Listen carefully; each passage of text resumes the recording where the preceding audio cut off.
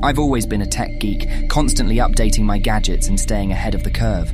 So when my smartphone received a new update boasting an advanced predictive algorithm, I was thrilled. The update claimed to predict and notify me of future events that could be of interest. The first prediction came the next morning. My phone buzzed, and a notification popped up. Rain expected at 3 p.m. Carry an umbrella. I smiled, grabbed my umbrella, and headed to work.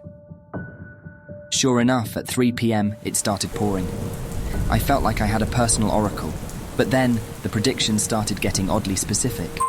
You will bump into Sarah at the coffee shop today. Sarah was an old friend I hadn't seen in years.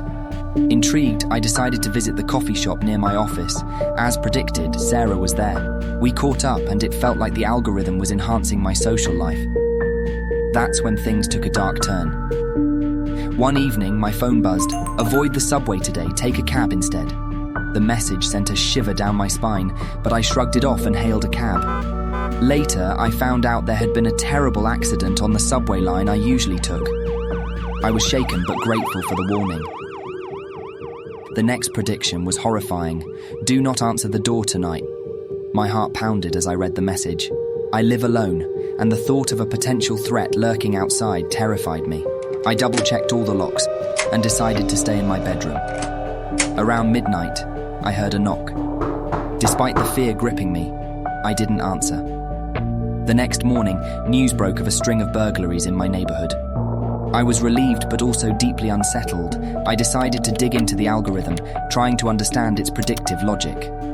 As I scoured through lines of code, I found something that made my blood run cold.